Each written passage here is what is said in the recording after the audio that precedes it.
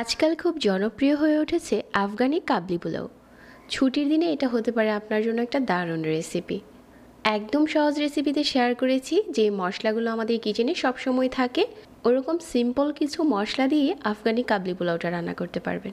কাবলি পোলাওর জন্য 1 কেজি নিয়ে নিচ্ছি গরুর মাংস, আর মাংসের টুকরোগুলো একটু বড় করে কাটা, একটা তেজপাতা, একটা পেঁয়াজ, আর 3 কুয়ো রসুন, আর 1 চামচ লবণ দিয়ে দিচ্ছি।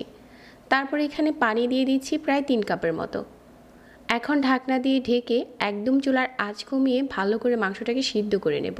প্রথম যেরকম একবার ঝোলটা ফুটেছে, তারপর আবারও ঢেকে দিচ্ছি চুলার আঁচ একদম কমিয়ে, যাতে ঝোলটা না টেনে যায়, মাংসটা নরম হয়ে আসে। আর এখানে 2 কাপ বাসমতি চাল পর্যাপ্ত পরিমাণের পানি দিয়ে ভিজিয়ে রাখছি। চালটা ভিজতে ভিজতে ওইদিকে আমাদের মাংসটাও খুব ভালো সিদ্ধ হয়ে গেছে। মাংসটা সিদ্ধ হয়ে গেছে আর ঝোলটা কিন্তু রয়ে গেছে। অবশ্যই চুলার আঁচ কমিয়ে সিদ্ধ করবেন। এখন এই মাংসটাকে উঠিয়ে একটা বাটিতে নিয়ে নিচ্ছি। কাবলি পোলাওর জন্য একটা স্পেশাল মশলা বানিয়ে নিচ্ছি। এখানে আছে এলাচ, দারচিনি, তেজপাতা, লং, গোলমরিচ, জয়ত্রী, জয়ফল, আর পোস্তদানা। এই সবগুলো মশলা একসাথে করে দিয়ে ব্লেন্ড করে নিয়েছি।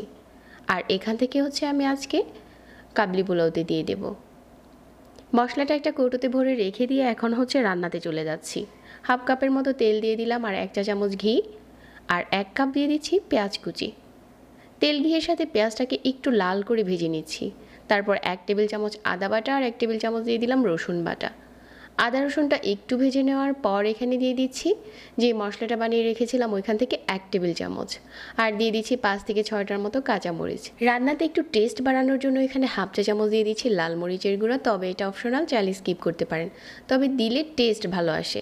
আর এখন দিয়ে দিলাম সিদ্ধ করা মাংসটা। এখন এই মশলার সাথে একটু ভুনে নিচ্ছি আর স্বাদ মতো লবণ দিয়ে দিচ্ছি।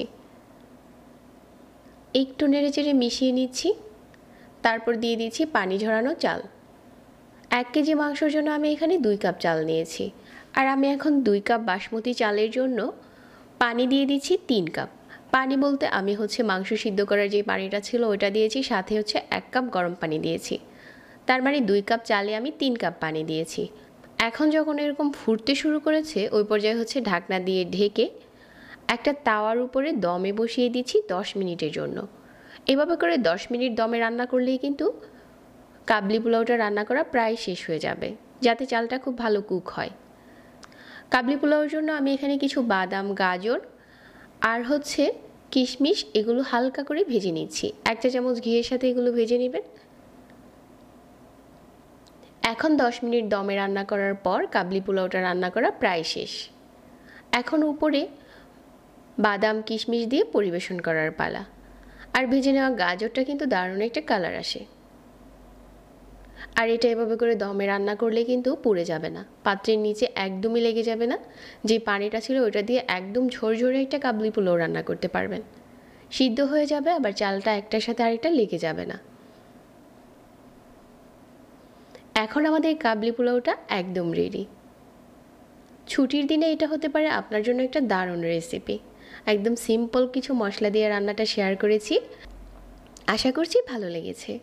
প্রতিদিন এরকম সহজ রেসিপি পেতে আমাদের পেজ ফলো করে রাখবেন, আর রেসিপি ভালো লাগলে চ্যানেল সাবস্ক্রাইব করবেন। সবাই অনেক ভালো থাকবেন। আজকে এখানে বিদায় নিচ্ছি। আল্লাহ হাফেজ।